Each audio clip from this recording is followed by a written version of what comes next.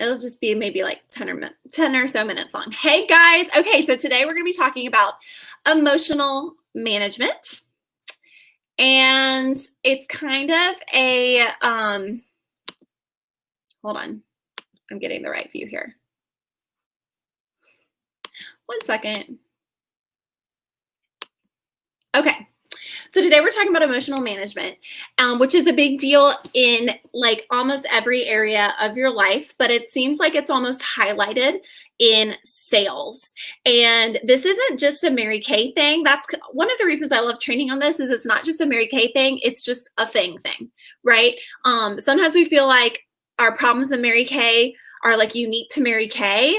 And I've heard people that said, you know, Mary Kay didn't work for me or whatever, and they moved to a different company and they have the same problems in those companies because sometimes it's not a Mary Kay thing. It's just a thing that you have to work through. And the emotional cycle is that. And too many people have like quit or given up on their dreams because they got stuck in this emotional cycle. And I'm going to show it to you here in a minute. We're going to kind of walk through it. But it has been said that the only difference between us and a national sales director is they have higher bounce back ability. They go through this emotional cycle 100 times faster than we do. And I've already noticed it in myself growing and going through it faster. When I first started, maybe it took me a week or two to get through this emotional cycle or a month. And now I feel like I go through these little emotional cycles all the time. And that's normal and it's okay. We just have to learn how to better deal with our emotions. And women in general, I don't mean to make generalizations, but we're emotional creatures. This is why sales is an emotional buy a lot of times. And we just tend to be emotional creatures. And we need to learn how to manage our emotions and control our emotions so that we can better serve people and get the results we want without letting our emotions get in the way. So let's look at the emotional cycle and I will walk you through it. I'm going to share a screen with you. Maybe. Where is it? Oh my goodness. Oh, here it is. Okay. Can you guys see this? Okay, so we're going to start here on number 1. This is stage 1 is excitement. This is when you first start.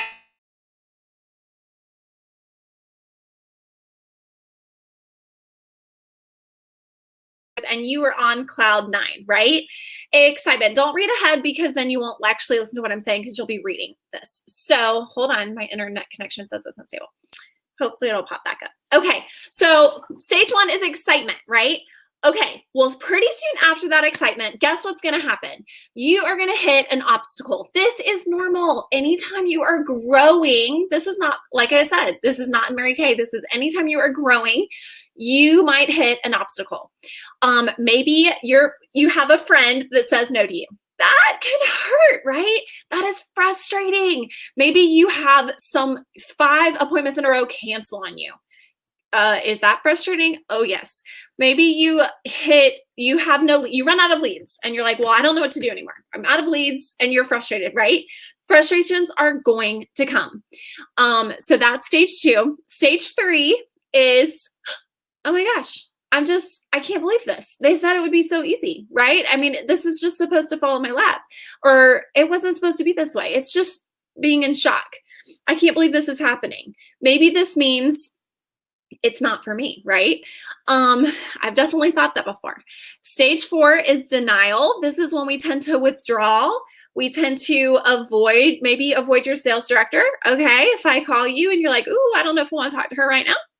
That's okay. I don't get offended. Maybe you have that attitude. Maybe you start procrastinating. That's probably my biggest one is when I'm frustrated, then I just don't work, right? I put it off. It's easier not to think about it. I focus more on my kids because I feel good in that area right now. Or I go make my favorite dessert because that's something I can control, right? This is denial. It's avoidance. I really think of avoidance more than denial. I just avoid thinking about it. I just don't want to deal with it. Avoidance. And then comes fear. And this is the stage that hits me. And it's those doubts inside your mind. You can read it there. I can't do this. Maybe this isn't for me. This is where people might be like, Um, I did not realize what this Mary Kay thing was. This is just not for me. I'm not this kind of person. At least I tried it, and they walk away. Okay. That bothers me so much, because if they would just push through this emotional cycle, they could really get what they wanted out of this and really grow as a person, even. But they just let fear end it for them, right? It might be blaming other people, maybe, I don't know, blaming the people that canceled on you or whatever. Okay, the next stage may be wanting to settle, right? And I kind of mentioned this with the fear. I didn't even want this to begin with. I like my other job. I didn't really need this, whatever. And they walk away. Okay, so at this point, you can do two things. You can either walk away and let these frustrations, it all started with a frustration, right? Let all of this build until it derails you. Or at this point, you can recommit, okay, and keep going on in the circle of the emotional cycle. So you can either end there and derail you, or you can keep going through the emotional cycle, which is where maybe you get a little angry at yourself and a little resolute, right? Like, oh, if I would just book more, then I could have these appointments, right? And you realize that you can be responsible for your own success. And the last stage is recommitment, where you get excited again. And really, I think in here is where you start taking action again, okay? Because we let the frustration and fear paralyze us.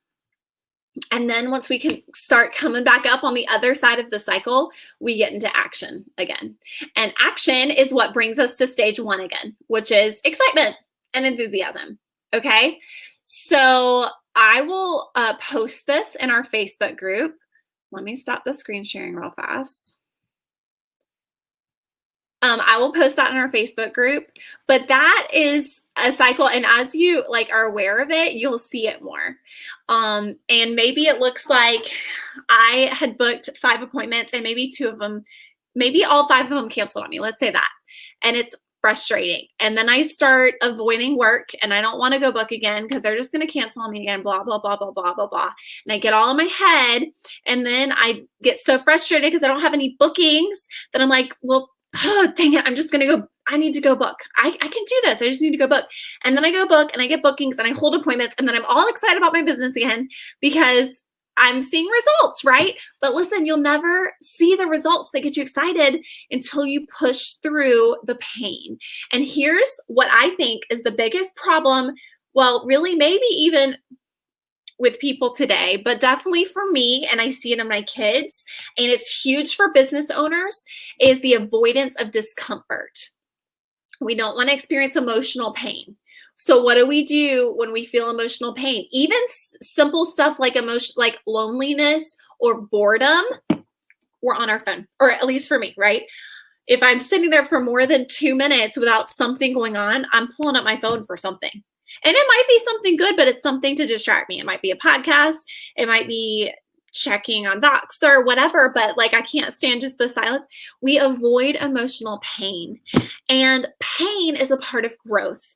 We have to get comfortable with being uncomfortable. And if you can never get comfortable with pushing yourself outside of your comfort zone and pushing through a little pain, you will never get to where you want to go. It has been said that where the only thing standing between where you are and where you want to be is the pain that you haven't been willing to handle. Is that the phrase? I need to look it up.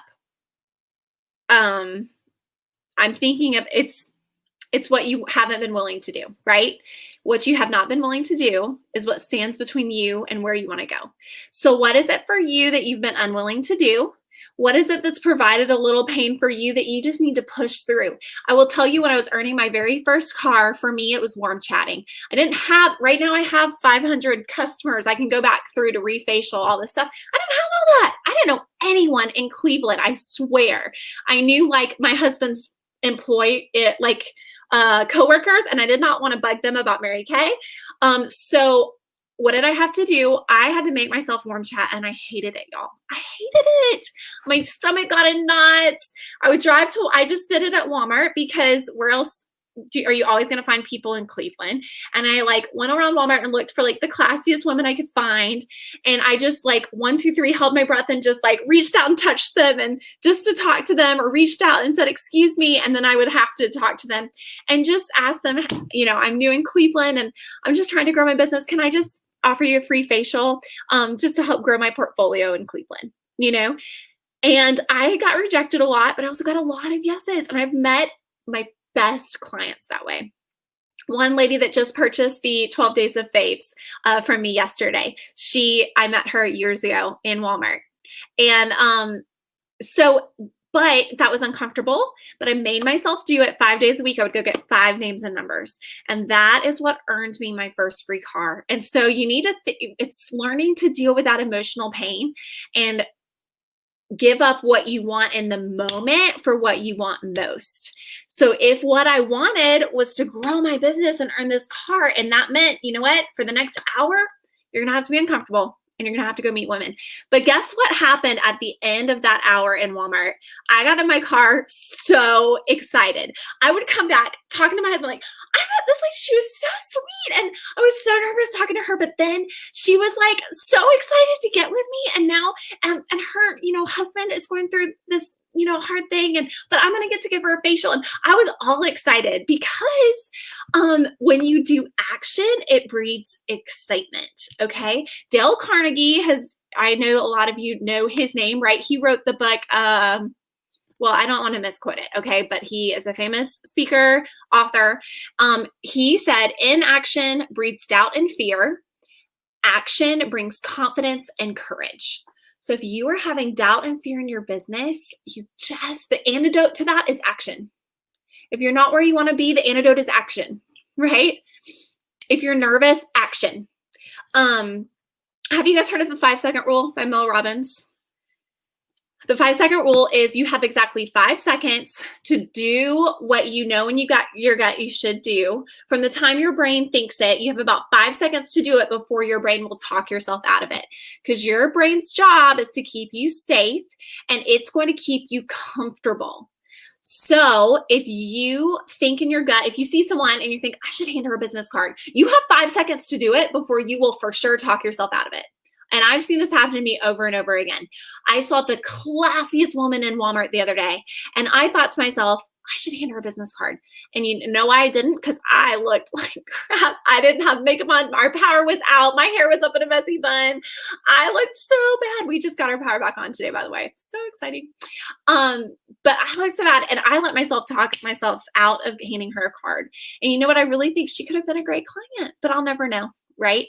You have 5 seconds to get into action. So when you feel a gentle nudge in your soul, in your spirit, a gentle thought telling you, you need to go do that, do it right away. Mary Kay said, join the Den Den Club. Do it now, do it now, do it now. Don't let yourself talk yourself out of it. Just do it. Do it right away, right? Procrastination, I have this on my background. Procrastination is the arrogant assumption that we're given tomorrow to do what we were supposed to do today. Don't let yourself procrastinate and talk yourself out of it. Do it now. And if you are in an emotional downswing in your business, no, it's normal. Even the national sales directors of Mary Kay get discouraged.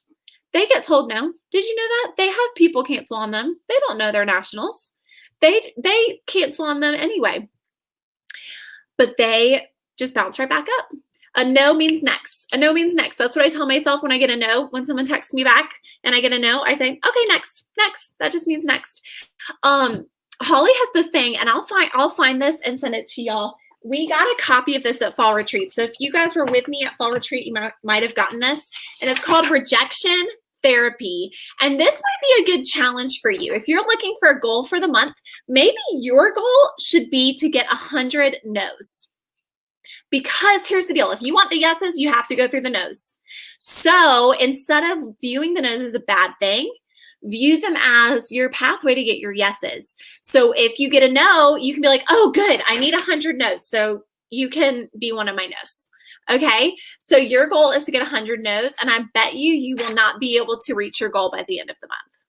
I bet you won't be able to get 100 no's by the end of the month. You want to take that bet? How about if you get 100 no's by the end of the month, I'll give you a ring light too. Okay? Because I bet you won't be able to get there. You're going to get so many yeses, you're not going to have time to go get out the rest of your no's. But you've got to be willing to go do the work and not view the negatives as negatives. It's part of the process.